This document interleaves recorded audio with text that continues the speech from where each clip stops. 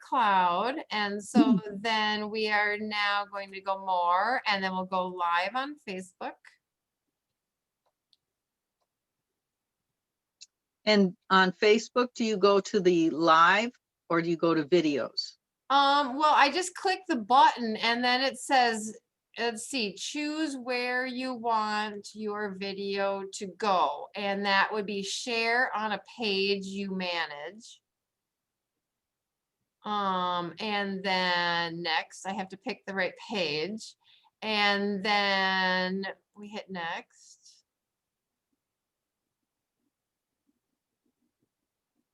And then it just preparing live streaming preview. So it does it all on its own. No, I meant when I go to Facebook, what am I pressing? Videos or live? It just takes you there. Either works. No, coming in from the outside, not going through Zoom. Either works, Maggie. Okay. Thanks. I didn't know the answer to that.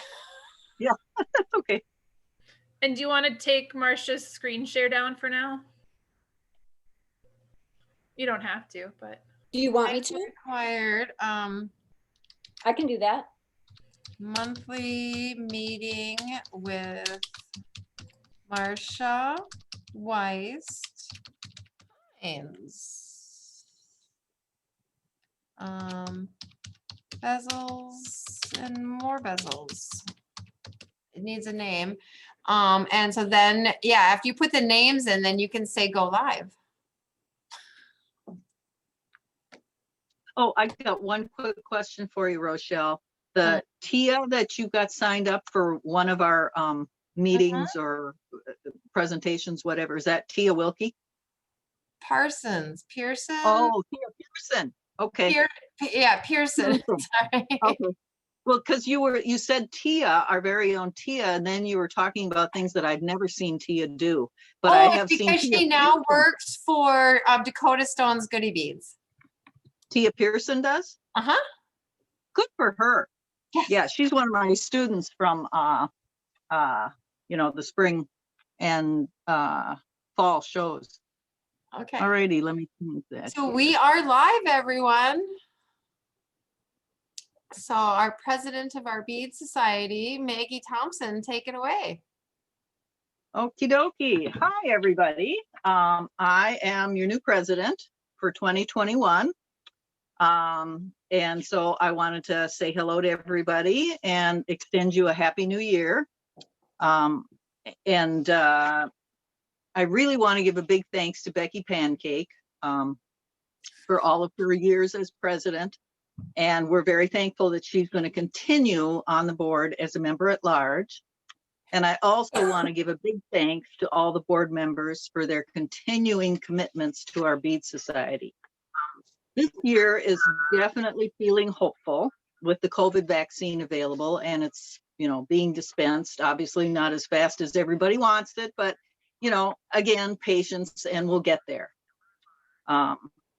The board has talked about continuing to have our meetings on Facebook and Zoom at least through June, and we'll reevaluate at that time. However, we have made a sort of commitment to keep on with the Zoom platform and the Facebook platform because it's so easy to do. And we can have people from all over the world present to us for a fraction of the cost. And they're more than willing to do it. I mean, there's just virtually no overhead. So we will be continuing to do that. I wanted to say just one thing here about newsletter items. The current deadline for our next newsletter is January 15th.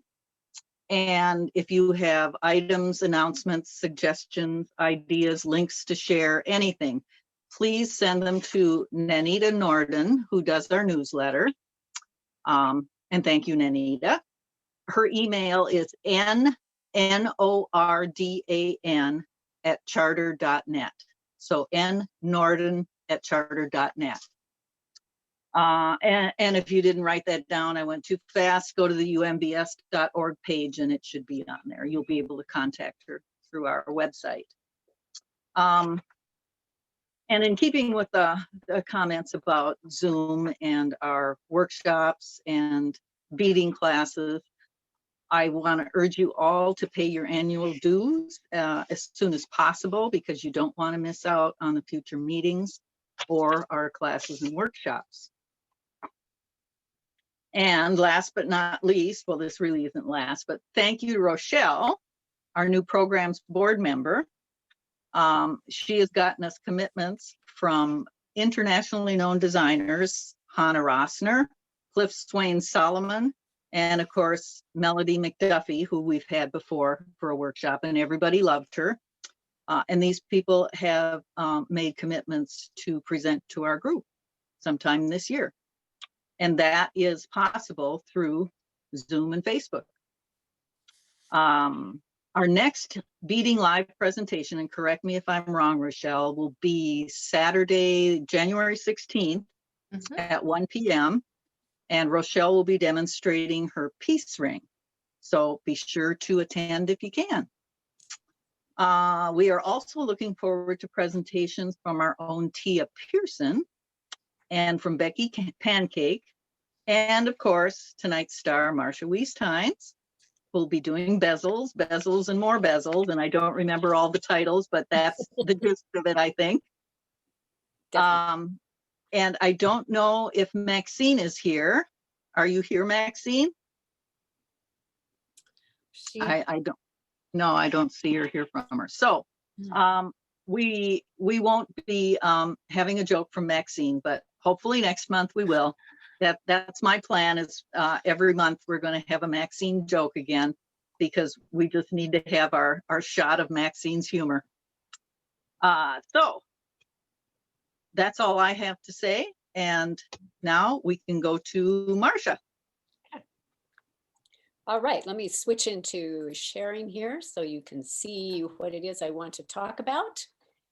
And I will get started. I intend to talk about, like it says, mostly peyote bezels.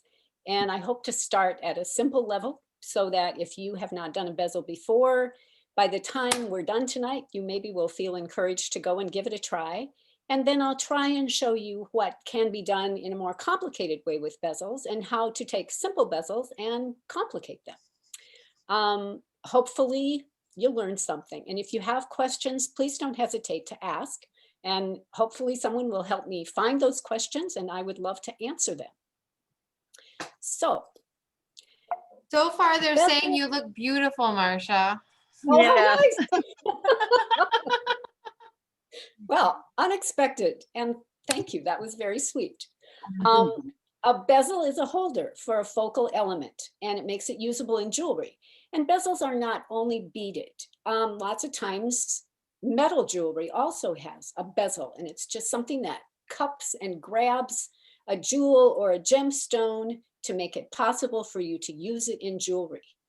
Round is the easiest shape for a beader to bezel. And I made my very first bezel around a button when I was just trying to figure out, how does this work? Buttons work great. Swarovski Rivoli components work beautifully, but now that Swarovski has decided they're not going to make them anymore, we don't know exactly how accessible they'll be. But I'll talk a little bit about both Rivolis and buttons. If you are serious about getting into making peyote stitch bezels, there are some really good books that I want to recommend for you. The first one is called Creating Crystal Jewelry with Swarovski, and it's by Laura McCabe. And it includes many different sizes and shapes of bezels in a little chart, how many beads you need for the first part of the bezel, and then how to build up and decrease for the back and up and decrease for the front, which is the essence of a bezel. She has a bunch of different sizes and shapes in a little chart, and she has projects that go along with those sizes and shapes. It's a good book. It's how I kind of got started. There's another book. This is a digital download only, called How to Make Your Work Last by Covering the Backs of All Your Peyote Bezels. And this is by Erica Sandor. This is a digital download only, and it's from thestorytellingjeweler.com. And if you want a copy of the PowerPoint presentation that I'm speaking from with all these bits of information, that apparently could be available through either me or Maggie. Is that right, Maggie? I don't know. Okay, well then we'll disinclude Maggie for the time being. We'll say you could get it from me, and then we'll see. The third book I want to recommend is a book called Beaded Bezels. This book is on DVD only. It's by Melinda Barta, who was a longtime editor of Bead and Button magazine. And instead of just peyote bezels, it uses many different kinds of stitches to make bezels from. You can basically make a bezel out of any stitch that you can do in the round. And then actually almost any stitch at all could be made to make a bezel. So I don't have her book. I haven't looked at it, but I think it probably would be a very useful one. And then I'm going to recommend one last book, which is Diane Fitzgerald's Shaped Beadwork book. This has something called faux bezels in it, but I'm not recommending it for that, although they are great little tools. What I'm recommending it for is it's a great book to understand how to make geometric shapes. After you've done your circular bezel, you might want to try a triangular bezel or a square bezel or a rectangular bezel or a hexagonal bezel. And her book kind of details how you can make those shapes by either increasing or decreasing. And that's a great bunch of information to have. So those are my 4 books that I will recommend. So now we'll look at some pictures of how we make a simple round bezel. The first thing you do is you start stringing cylinder beads, either delicas or icos, on a thread. Usually you want it to be, an arm span worth of thread, so you have enough to add to your bezel after you've got it done, if you like. And then we wrap that strand of beads around what it is we plan to bezel to test the fit. And what we want to do is get enough beads so that when you pull it snug, they sit neatly together. And if it so happens that you have an odd number of beads, then you want to add one, because all peyote in circular form is done with an even number of beads. So let's say I string my beads on there and 23 is the number that comes up being perfect. I will enlarge that to 24. You can work really easily with a bezel that's slightly too large, and a bezel that is slightly too small will be really thready looking. So first, rows 1 and 2, figure out how big around your bezel is and pass the thread through the first bead you strung. The next row is actually the third row. I worked my third row on the outside of my circle, and I took my Rivoli and got it out of the way in order to be able to do that. And I worked it flat on my hand so that I would end up with a little flat entity to set my peyote or set my object that I'm planning to bezel on top of. I like to work flat. I know there are some people who make a cylinder first, but the trouble with that is sometimes it's really hard to get your object back into the cylinder. And if you start with a flat entity and allow the edges to curl up as you work them, it's never too tight. So I do a flat entity on my hand. And then I set my thing I'm going to bezel on top, and I look to see that the center row of beads is about at the edge of my entity, whatever it is, my Rivoli in this case. And that tells you you've got about the right number of beads. After that, I step up. Oh, we have to learn how to step up in circular beading in order to move to the next row. So if you look at the middle picture on the top, you can see that my thread is now coming out of one of the inside beads on the circle.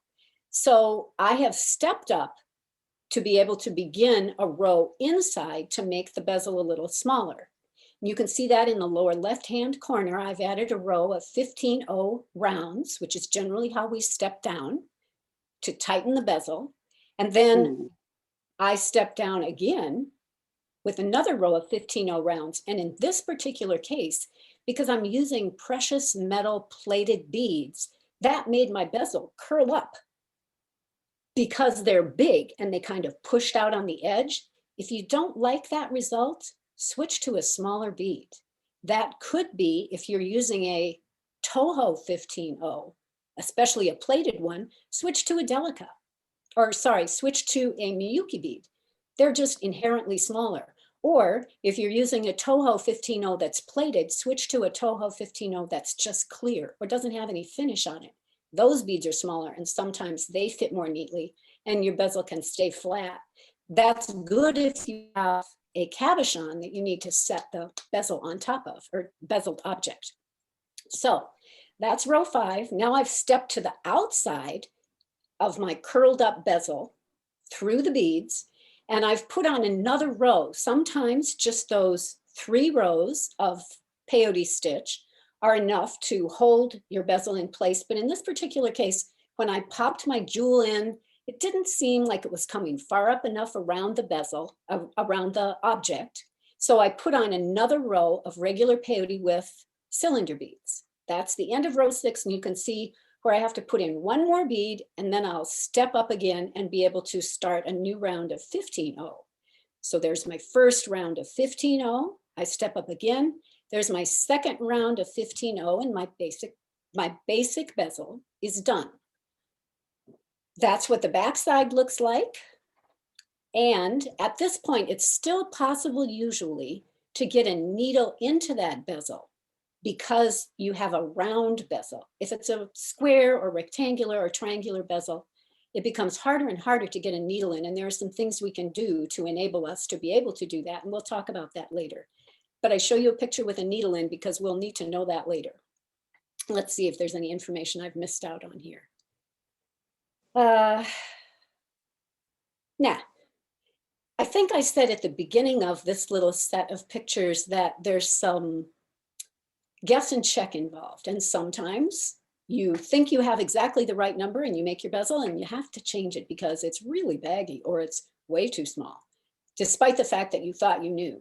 So don't be intimidated if it doesn't go perfectly the first time. Assess what's wrong, start again. That's a great thing about bees. We can rip them out as many times as we want to, and they just are usable again. Okay, so a simple bezel on a pretty component, neatly done, can turn into a really lovely necklace or bracelet or earrings, depending on how you make use of it and how you connect it to its neighbors. This particular case, there's just repetition and a little bit of gradation. Some of the beads on the inside of that circle of the dropped portion get bigger, so that's the gradation. Let's see, and the addition of the fringe gives it a little movement and extends it. You're looking at the back there, so it's a choker kind of a necklace. And if I move to my next slide, we're looking here at a picture of the inside of this necklace. We see the back side. And this is what the Erica Sandor book is about. She has devised a series of sizes of different shapes and closed in the backs. She usually, I don't have her book.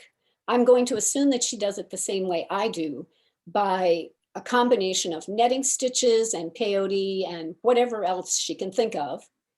And then she has charts for all of those. Her book would be really useful if you were interested in working with a lot of different shapes and needing a guideline for what to do with those.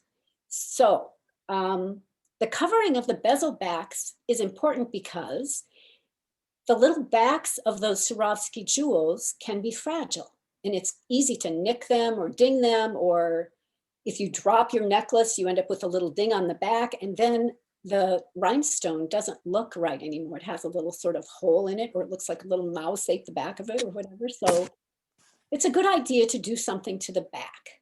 And originally, I covered my backs with netting and peyote, like Erica does in her books.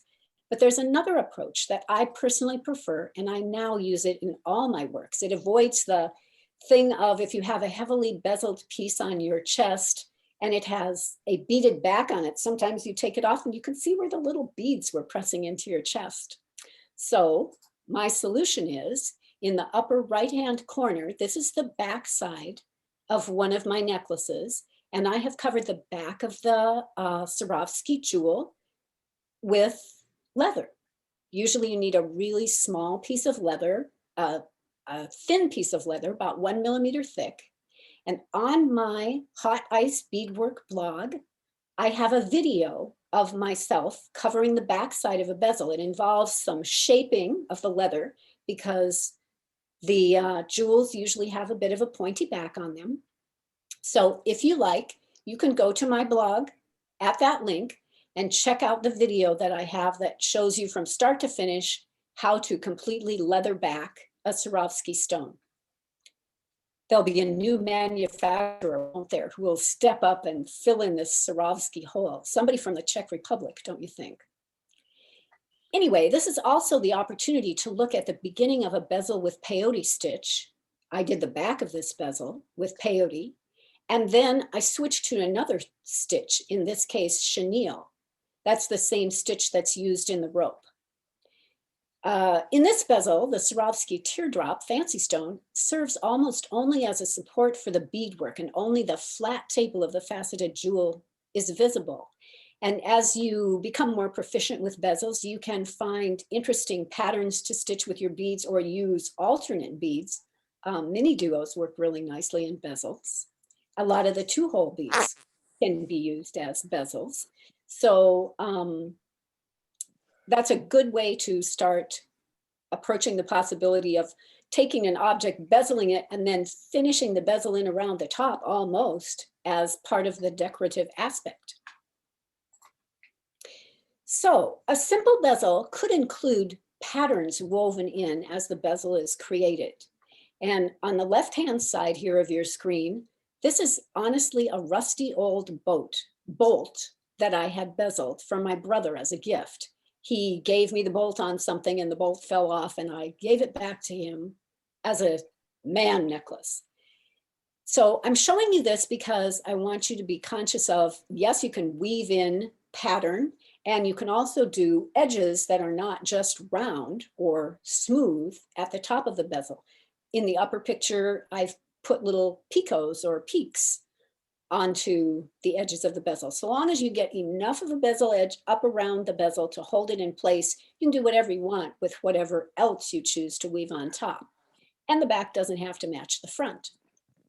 You can also incorporate different sizes and shapes in your simple bezels and how you attach them. It's usually, I think, a good idea to try to use connections that relate in some way to the neck strap, and that helps tie the neck strap to the group of bezels that you're working with. She's a fantastic designer. I'm sorry, what? Did somebody have a question? Oh, if you're watching and you're not part of it, could you mute your what do you call it, your microphone, and then it won't come up? I think that's what happened, Marsha. Okay. We have several people on Zoom watching us now too, so connected. So Okay.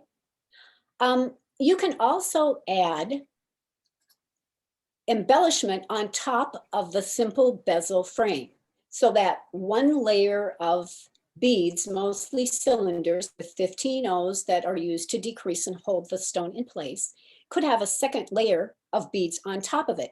And I've popped in a picture here on the left-hand side, a little inset of that first bezel that we made, because what I've done is I have followed several different rows around, adding an 11O bead on the top of the original bezel. It gives the simple bezel more depth, more size, more mass. You can add different colors, you could do patterns. If you start up close to the bezel, it just becomes a bigger bezel. If you start down further away, you can kind of get the simple bezel and then a new section of bezel. It provides a nice focal point. The overall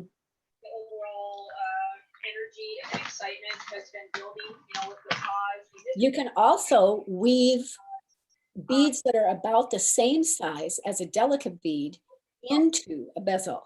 So in this case, on this side of the screen, I have woven dragon scales in where a delica or Toho Ico would ordinarily go, just to make an interesting edge.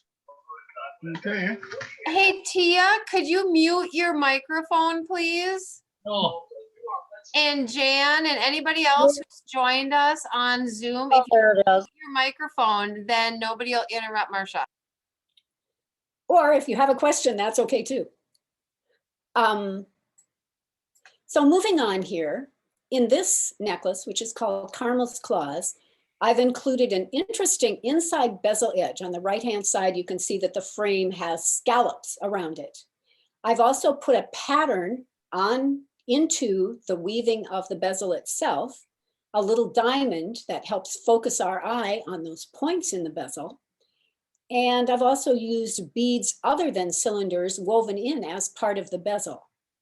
So those little crescent beads kind of look like a prong set for older antique kind of jewelry where prong setting is done, although a lot of diamond rings nowadays have prong sets too.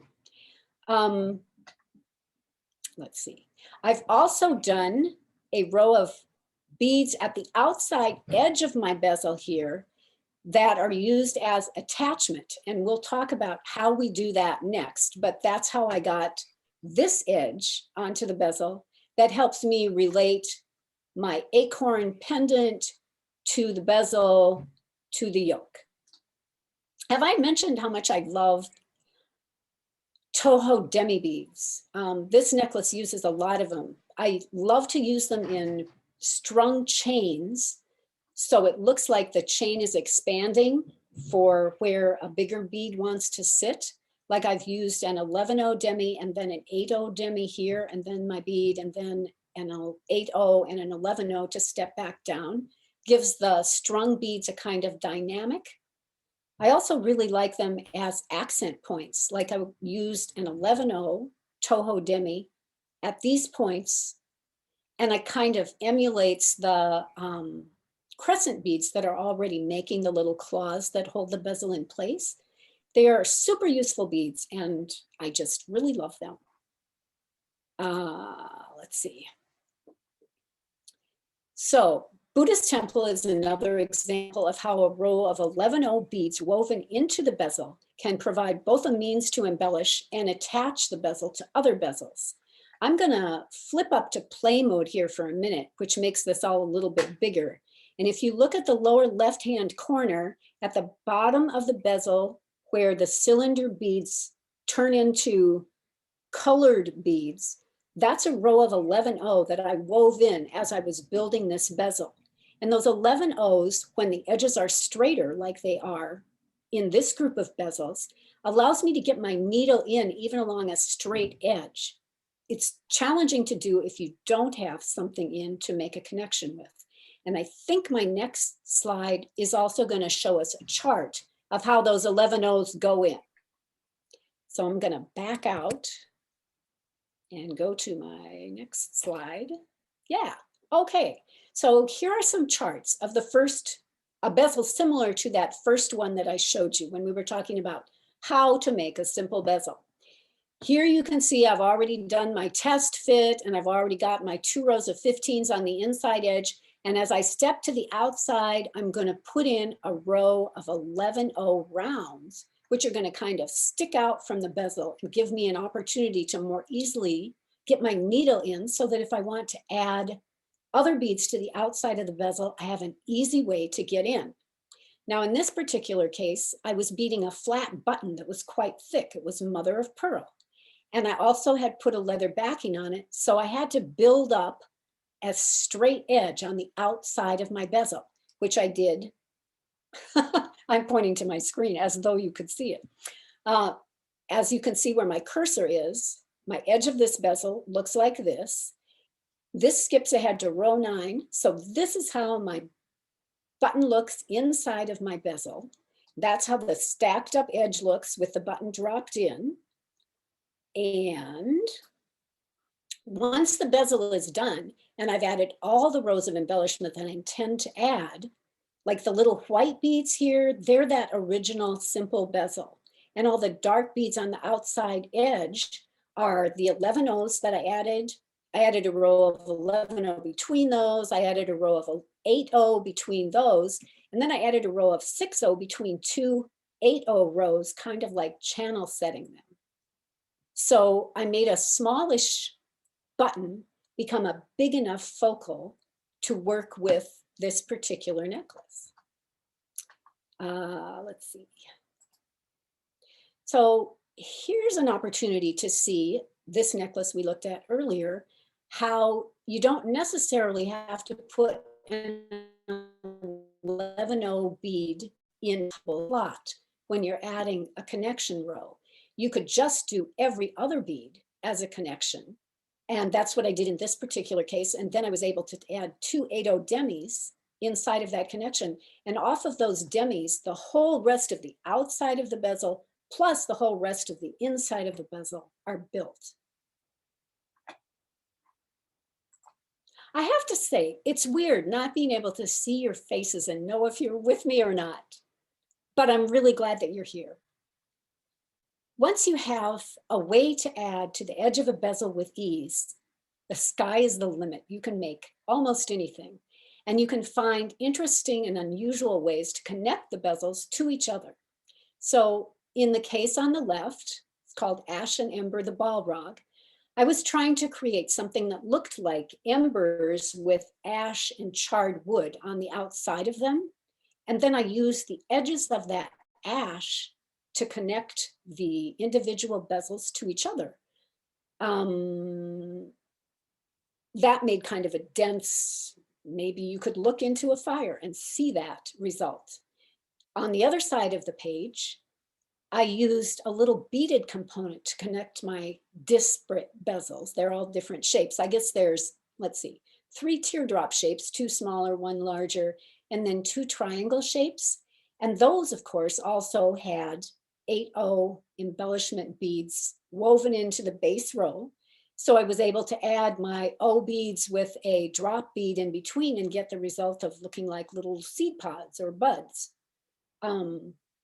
So you can put breathing space into your collected bezels, or you can crunch them together. And here's 2 more good examples of how that might happen. On the left side of my screen, I bezeled coins that plopped out of a parking garage. When I went to put in a $5 bill for my $3 parking, these beautiful Lady Liberty gold $1 coins plopped out, and I took advantage of them. I had to go to my bank to get a 3rd one. And then I bezeled them, and I bezeled some gold rivolis, and I wove them together. And then I created an edge that, instead of going around each bezel, connected the bezel edges. I'm going to try and go into a larger mode here, and then maybe you can sort of see on the left-hand side how the bezel edge, the outside edge, connects to the next stone, but the 2 bezels actually connect to each other. So I've created a hole just with uniting the edge. Let's see, what else do I want to say about that? And on Dawn's Early Light here, I was trying to create an airy impression, as though perhaps you were looking at stars twinkling out in a sky that was maybe approaching dawn. In fact, I've always thought of the little tassels on this piece as icy fingers of dawn somehow. Here's another example of how you might connect bezels to each other. Amur Maple was built from 2 very differently sized cabochons. There were the 3 big ovals, and then a whole bunch of small round cabochons. Same kind, same color, but such disparate sizes that I felt like I needed to do something to make the big ones go with the little ones. I used jasper round beads as connectors, and you can see where I have little dotted edge around the edges of the large cabochons and the small cabochons. Treating them in the same way helps them belong to the same entity. And all the dots help the little rounds to fit in with the big ones too.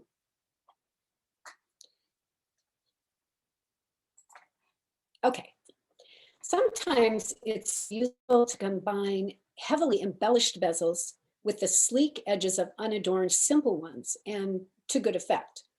In this case, my center focal, the big green one and the smaller blue-green one, have a lot of embellishment on them, but the little outside edgy ones have almost none. I was trying to do a bare bones autumn day kind of thing here with little seed pods and maybe dried leaves and maybe berries stuck in.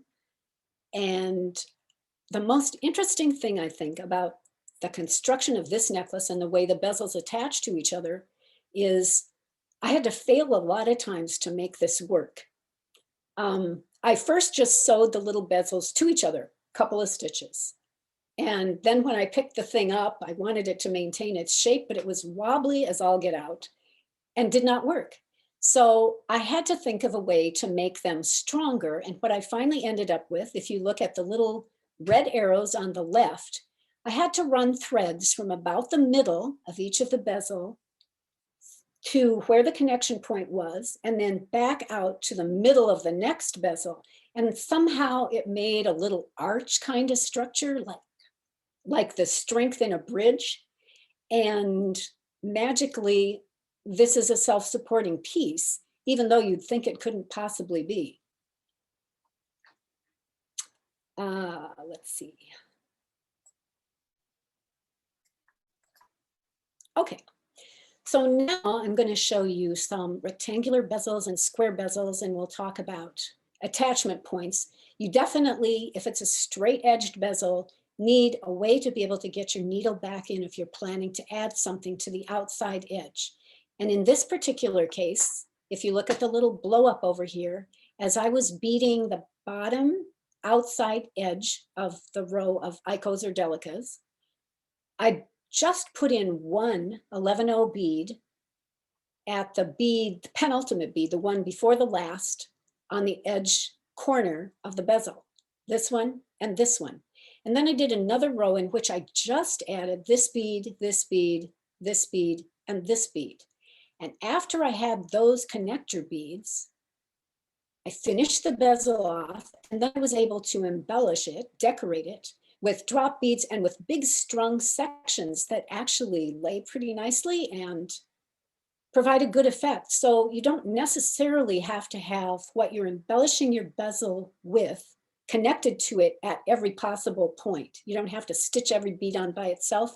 Sometimes you can string a row of beads along the edge of a bezel and get a nice result from it.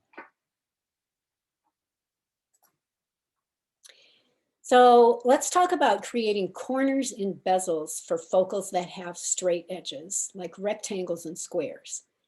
This is kind of a tricky business, and the way that I have found makes it easiest for me to figure out how long each side should be is if I take my cylinder beads and I put them on like a super long pin or a long beading needle that's straight that I haven't bent already from beading with.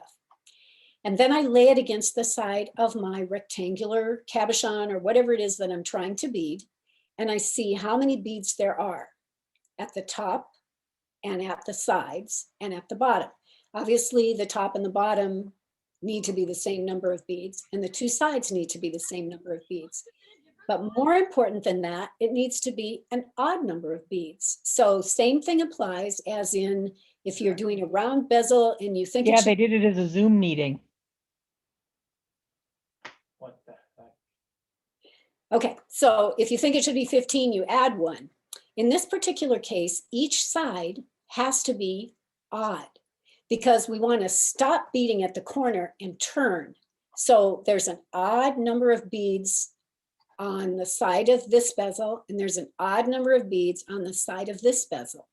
And then when I come to the corner, instead of going through a bead, skipping a bead, going through a bead, adding a bead, skipping a bead, like we ordinarily do in peyote, I just connect two beads with one bead between them instead of setting that bead on top of a bead. Does that make any sense to you? So here's a grouping of different sized bezels that you could make based on the particular chart that I've done here. My original bezel, when I started this project, I got new beads that were a whole different size. So I had to scale up my bezel and scale it down. My original bezel was 34 by 20 millimeters in size. And that was 80 beads in rows 1 and 2. So when I count my sides, I count them in up beads. So 12 beads, 1, 2, 3, 4, 5, 6, 7, 8, 9, 10, 11, 12 up beads on the 2 long sides and 7 up beads, 1, 2, 3, 4, 5, 6, 7, 8. Well, I'm sorry, this one has 9 up beads across the top. And if you want to make the bezel longer, you add 4 beads, 2 on each opposite side. So if I want to make my 34 by 20 bezel 34 by 22, I add 4 beads. And then there are 12 beads up and 8 beads across instead of 12 beads up and 7 beads across. I hope that makes some sense to you. It would if you were trying to bezel a rectangle. So this information is here if you want it, and I'd be glad to email it to you, or you can also find it on my Hot Ice Beadwork blog if you want to look it up there. You'll notice that when you're beading a big bezel like this is with 80 beads, if you look at the bottom diagram on the left side or the bottom picture, you can see that the bottom looks really small, whereas the top looks larger. That's because in 80 beads, you've taken a straight line and you've made it zigzag through the beads. So tension increases as you get to the end. I'm a person who never ever ties a knot in beadwork, not to begin, not to end, not ever. I just weave in my tail. And in this case, I leave my tail loose. And that helps me be able to extend the bottom a little bit. Just the way I weave bezels. I often make the back first so I can better see how to manage the front. And that's because that's usually where I'm doing most of my design work. So here's an example of a necklace made with 3 square Lunasoft cabochons. And there's a tutorial for these square cabochon bezels in text and photos only on my blog. There's a link in this document, which you can get from me. I'll give you an email address at the end to contact me.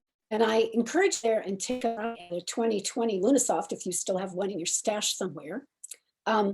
Note also that here's another thing that you can do in the interest of embellishing your bezel to create interest. My beads gradate from a dark blue up to a light blue up to a white. I was trying to emulate ocean whitecaps. And here's another example where I was working with an object that had multiple colors in it. So I took that range of colors and worked them from the teal up to the pale peridot in my bezel, and then did a little gold edge. That's an interesting thing that you could do with the edge of a bezel.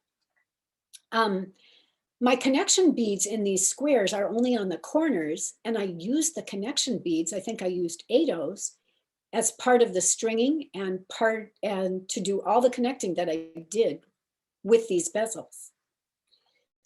So you don't necessarily need a connection bead at every other place either. Sometimes just the corners are sufficient to be able to make a nice design. Here's a bezel that uses color blocking to emphasize a shape. Someone sent me this bead.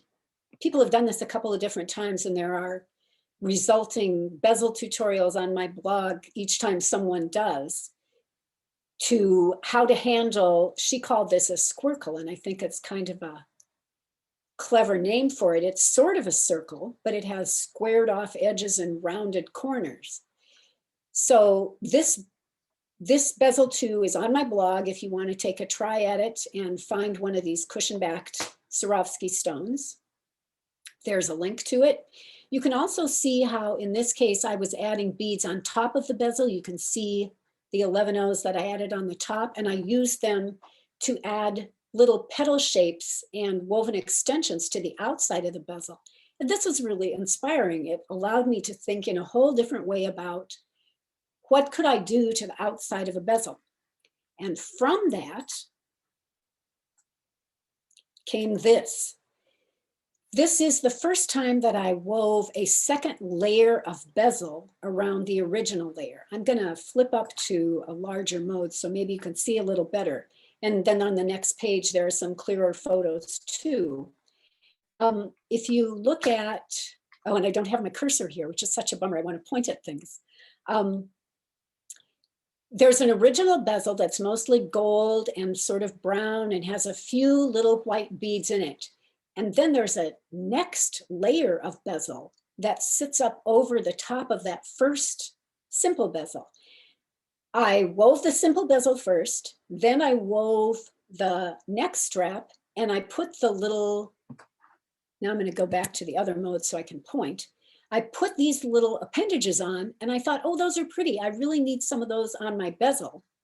So in order to get there, I had a row of connector beads on the back side, these little white pearly guys. So I just picked up my needle and thread and wove things that added themselves on and reached up around the bezel. I called this artichoke because it was kind of like artichoke petals reaching up around a center. So that's a pretty cool idea.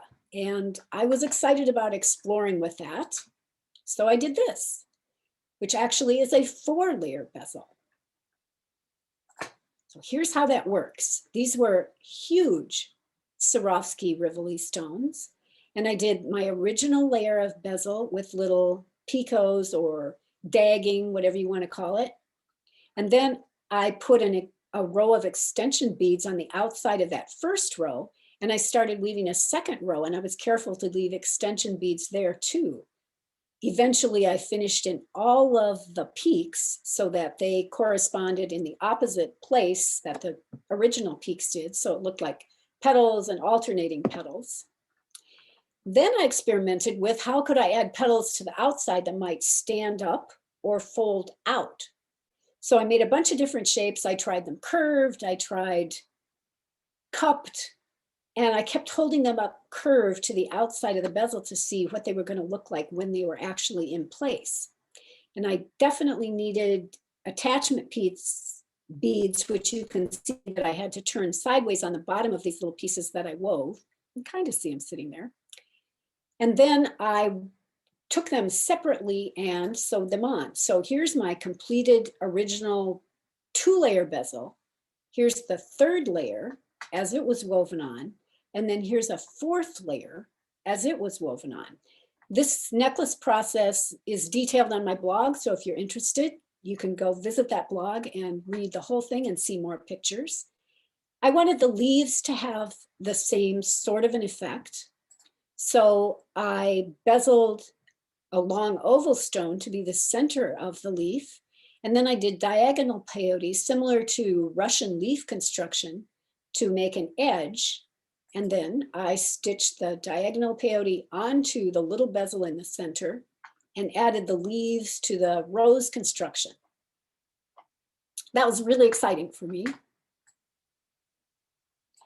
And that led me to where I'm at currently with bezels, which is this little collection. This is just an exploration of bezel layers, although I think of these pieces more as bezel extension projects. I still have a connection row, and I use that in some of the connections to attach the yoke, but I also have a second attachment row. And instead of at the base of the bezel, instead of at the bottom of it, it's up at the very top where the bezel is closed in. And the extensions are woven onto the bezel, not created separately and attached like my petals were. I'm going to go to my little charts here. So here's my bezel, and it has, as you see, outside connector beads, and it has its 2 little rows of 15O beads. But then on the top of this row of black 15O beads, I added another row of 11O beads that serve to connect my outside flanges or extensions or whatever you want to call them to my bezel. And I did that in a couple different orientations, which I'll talk about in a minute. But if you look here, you can count 1, 2, 3, 4, 5, 6 beads. And obviously I've added 2 beads here and 2 beads here. That is these 6 beads, 1, 2, 3, 4, 5, 6 beads. And then I added another 6 beads with 2 in one spot, another 6 beads, 2 in one spot, another 6 beads, 2 in one spot. And then I just wove on outward. So next slide, I think I can show you how that worked. Here's my first row of white beads. So you can see where my 2 beads go. And each one of those is going to be a place where I'm going to be increasing, sort of like knitting or crocheting. Here's the second row. You can see my extension beads. They're big and they kind of make a stripe. Third row with the extension creases, I've switched to a color bead. Skip the 4th row. Here's the 5th row, which has white on it. And here's my final row of extension increase. So I've actually created a bezel that has wings on it. I guess sort of like contemporary geometric beadwork wings in a way. So this whole set, I'm going to go back a slide here. Take a look at this. I also figured out a way to make the orientation of my wings be different depending on how you align where you start the increases. So here you can see there's a point at the top. Here there are 2 points at the side of the top of my oval. It's exactly the same construction. It just shifts into a different location where the increases are. So that's where I am right now, and I'm not sure where I'm going from there, but I've had a wonderful time exploring extending bezels, and I have done most of my beading with bezels, although some not. I make mostly necklaces, but beautiful bracelets can also be made with bezels. That first slide I showed you way back, I won't go back, I guess, was how you could just attach those little tiny 10mm blue bezels together. And they made a choker that could just as easily have been a bracelet. And earrings can be made with bezels too. I don't make a lot of them. But please feel free to bezel yourself crazy and make lots of different things. I hope we'll continue to have a show and tell element to our meetings so that members can still show what they're doing. I'd love to see somebody's bezels for next time. Thank you so much for the opportunity to show you how I make bezels and what I do with them.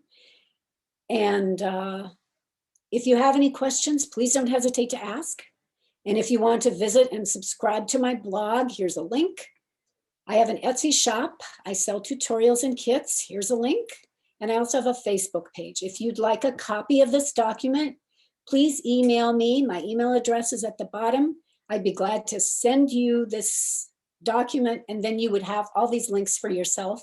My email address is madetomove2 at AOL.com. Remind me that you're an UMBS member and ask for the bezel presentation, and I'll email it to you. I'm done.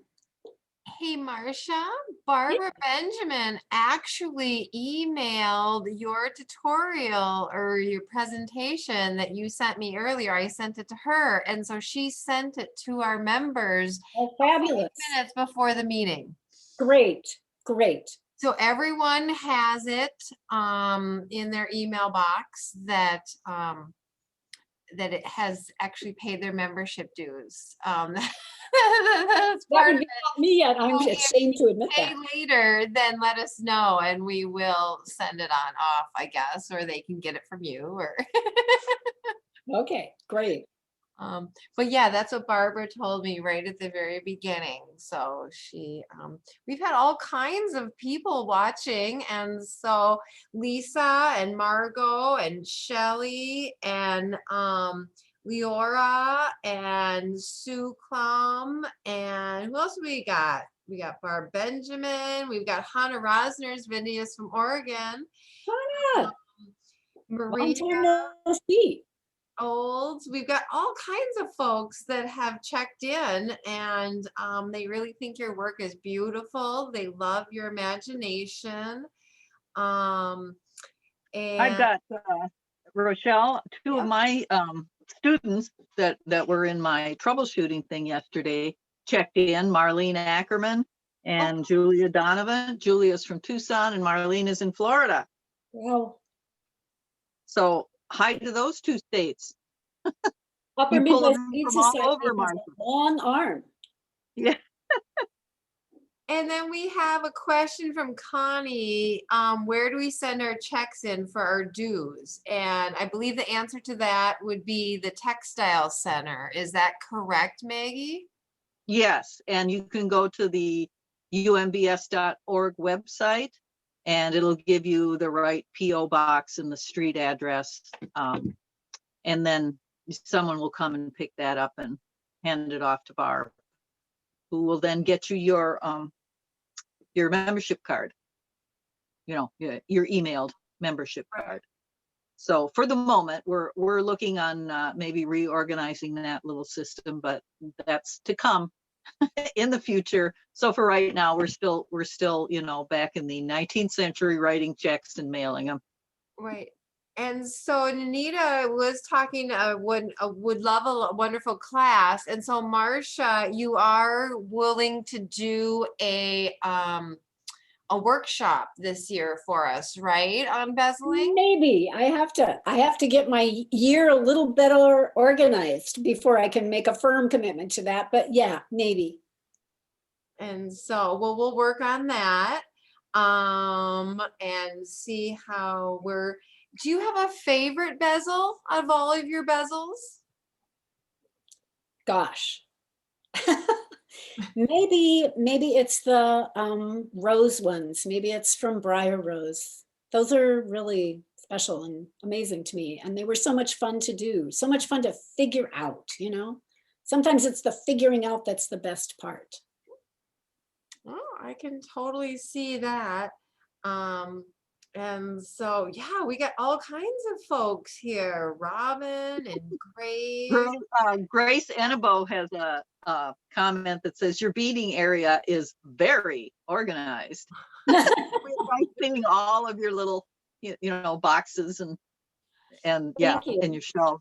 And it is, I noticed that too. It's wonderful. I really enjoy that. I try really hard to put stuff away when I'm done with it. I'm not always perfect, but I try. Do you work on one project at a time or do you have multiples all going? I often have one tucked away somewhere while I'm working on another one, but usually I'm pretty single-minded. And I know there are people in the world who just really like to have things up in the air, like my husband, who loves to have a bunch of different projects going, but he never really likes to finish them. I like to finish. I have a drive to completion. So I tend to usually work on one thing until it's done. Okay. Well, that's cool. Oh, okay, so Marlene Ackerman says, looks like you need to use a lot of math to work out your bezel recipes, quote unquote. True? Yes, that is absolutely true. It's very mathematical. There are magical numbers and there are numbers that are way less magical, and what you want to do kind of depends on what the divisors for the number of base beads that you have are. Like I was able to use 6 beads 6 times in that bezel because I had 36 beads. So there would have been a 72 bead base row somewhere. I think that math is right. I'm not good on my feet. I need a calculator. But if you're planning to use like every 3rd bead and do something, then you better have a base bead row that's a divisor of 3. And if you don't, maybe you want something special at the top or something special at the top or the bottom where 2 beads come together that you weren't counting on. Like there's a 2 bead space and then there's a 3 bead, 3 bead, 3 bead, 3 bead, 2 bead, You really have to think about how many up beads are there and what can I do with that number? And also, anytime you're dealing with a square or a rectangle, boy, that's all about numbers math and making sure that you have odd counts on the ends because that's how corners are turned. And actually, Diane Fitzgerald's Shaped Beadwork book is really good for that. I mean, she really, really lays out what does a flat square look like? And you often need to know, what does a flat square look like in beadwork? So she's also just finished work on Johnson solids and put together a book on that. Oh my God, my brain just fries. Well, and I would love her to do a Johnson solids show. Yeah. I mean, would you think the Bead Society would be interested in that? I mean, Absolutely. I do, so I was Yeah. just wondering what you all thought, because Yeah. I mean, I think she needs a little convincing sometimes because she's a little shy, but I think she'd be terrific. I'd be interested in I agree. so I'll I've see got a what we question can here do from, about convincing her. yeah, I can go ahead and send her an email. That and- would and be see what she super says. if you can, that would be super. Robin Wicker has a comment. What's the oddest thing you've ever bezeled, Marsha? The oddest thing I've ever bezeled. You know, some of the hardest things I've ever bezeled, and I think that is part of the odd aspect. I wonder if hang on one sec. Here we go. Here's an example of an odd thing, I think. Can you see this? This is Yeah. a druzy, and it didn't have smooth edges. It was just a rough cut side, like a slab. And so for some reason, trying to figure out how to bezel this slab was really a challenge. And I never could lay beads comfortably over the front of it. It just didn't seem to want that. So I had to make a bezel that just hugged the sides really tightly and did not wrap over the face so much. So I guess that's a weird thing in a way. Mhm. Or my nut, my brother's rusty nut, that's pretty weird when you think about it. Yep, that's different. What thread do you like to use for bezeling? Are you always using regular thread, or do you use Fireline, or is there a difference for different projects? Yeah, that's a tricky question. I love 1G, but I don't always use it for bezels. If I feel like the bezel is going to take a lot of strain and I want it to be, then I pretty much use Fireline. But there's an advantage to 1G if you're doing a really gigantic bezel base because it has some stretch. And when you take that straight row of beads and put that little zigzag into it, that is the bezel, the first row of peyote, then it doesn't get so tight at the end because that thread is capable of some stretch. Mhm. So sometimes for really big bezels, 1G is my go-to. I don't know. I use 1G or Fireline generally. And what diameter Fireline are you using with your I- 11,000 cylinders? Is it 4 pounds, 6 pound? What is it? I'm a 6-pound girl because I want it to be sturdy, but I don't want my holes filled up so I can't get back into them. And to me, 8 is a little too big and 4 is a little too delicate. So I like 6-pound. Oh, that's good to know. Let's see if there's any other questions. Julie Fletcher's watching. Shelley Sloan, Chris Weldon, Lisa Krupp Dooley right at the beginning. Just scanning down all the names. Stephen Weiss. Stephen, hi, Stephen. Hannah Rothner is watching. Oh, we said that probably. I already waved hi, Hannah. Yeah, Sue Manchester, Shelley Sloan. Did I say her? Yeah, Sorry. Andrea is on as well, and Mary Murphy. we got let's Linda see. Ball is on. Oh yeah. Yep. Leora Madela. Cheryl Erickson, welcome back, Cheryl. Yeah. Hi, Cheryl. Julie Fletcher. We got all kinds of folks that came to Yeah. visit us. I think we had over 44. Somebody said at one time. Wow, that would be a full room. Yeah. Yep.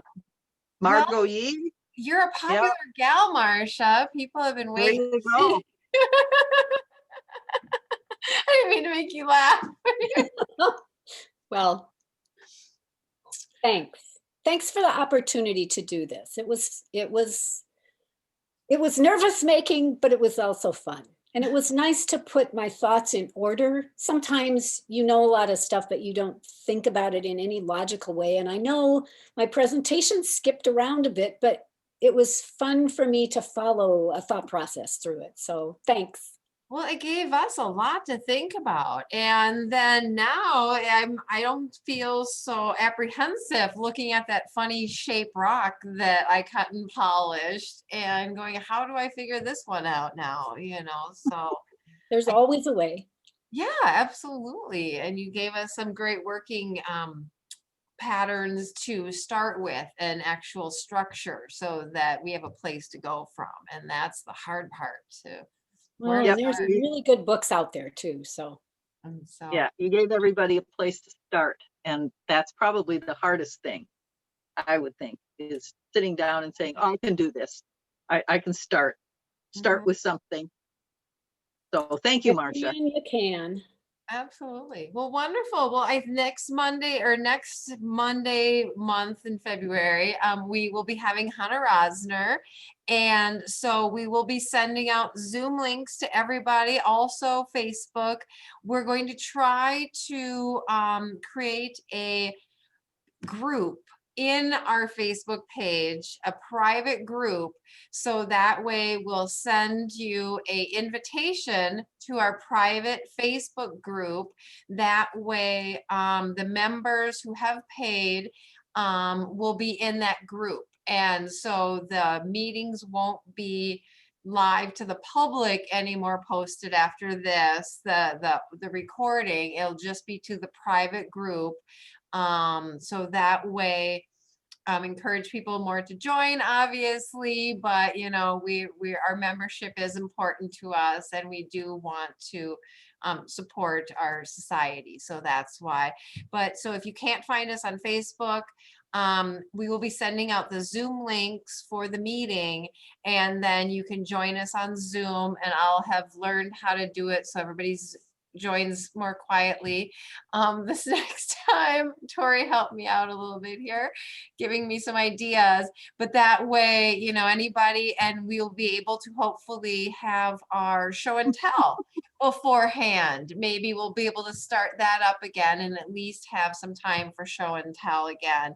And we'll then join earlier you'll Zoom in to join the show and tell part. Does that sound good to everybody? So, yep. So definitely bottom line is join UMBS and pay your dues so you get to see all kinds of fun stuff. Right. And so we'll send you the link to join the new Facebook private group. And then you'll also be able to post your pictures there and stuff too. And you'll know it also only goes to the group versus the general public if you're afraid of that. So we I really got one last question, Marsha. Sorry to interrupt. no. Okay. Liesl Roland, I'm sorry I missed the beginning. Have you ever bezeled a bottle cap? I haven't, but since it's round, it would not be a hard thing to do. And I've seen Yeah. bottle cap necklaces. So yeah, sure. Why not? I would think that if you were going to bezel a bottle cap, you might want to put some layers of felt into it first so that you eliminate that hard, sharp edge, because I suspect that would be sort of a problem. And then once you've got your felt layers glued in, maybe you want to put a leather backing on it so that again, you've gotten rid of those hard, sharp edges, and then have at it. I see no Sounds reason why great. that wouldn't be a great thing to do. Make a fun necklace. Yeah, sounds groovy. Well, thank you so much for joining us, everybody. And I really appreciate all your time and effort, and looking forward to seeing you all. And yes, Hannah Rosner is reminding us, those who missed the beginning, you can go to Facebook for this meeting and it is stored. This one is on Facebook, so you can watch the recording from the beginning if anybody missed the beginning. So thanks, Thank you Hannah. for Thanks, all your work, everybody. Marsha. Have a good night. See you next month, guys.